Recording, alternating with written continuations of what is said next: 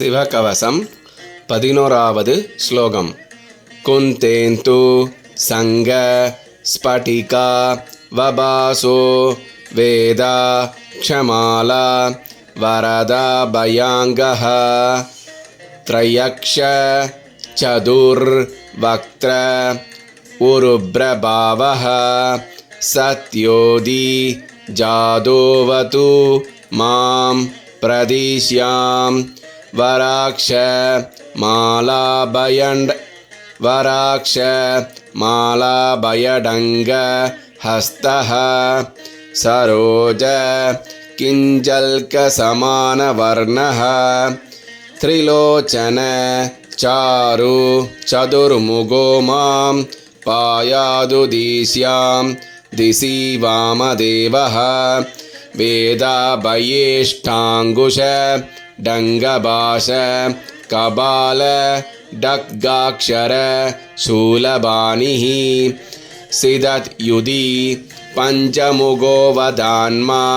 मीशान ऊर्ध्वं परम प्रकाशः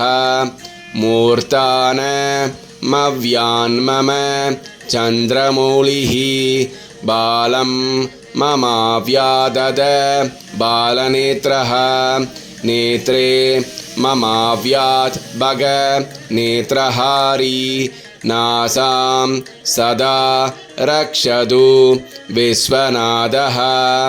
बायात् श्रुति मे श्रुति गीत कीर्तिः कपोलमव्यात्स दमं कपोलमव्यात्स तदं कपाली वक्त्रं सदा रक्षतु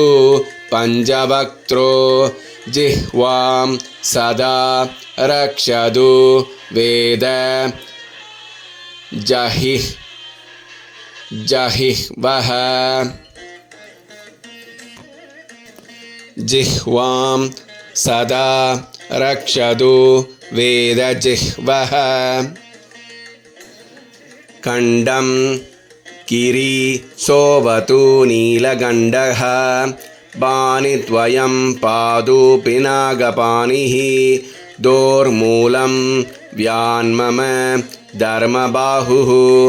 वक्षस्थलं दक्षमगान्तगोव्यात् ममोदरं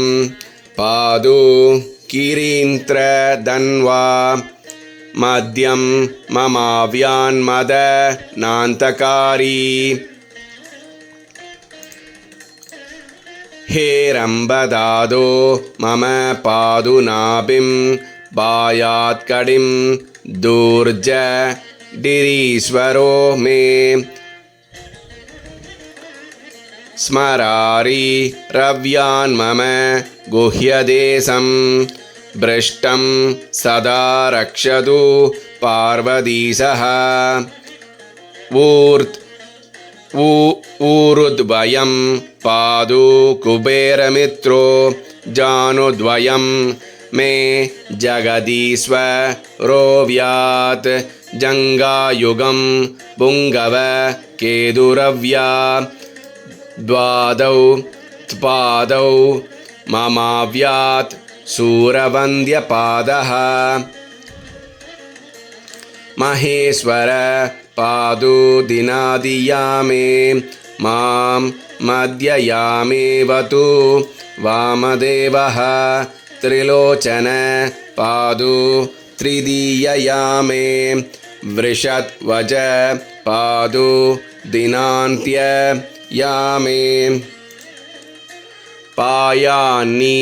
साधौ शशिशेखरो मां गंगाधरो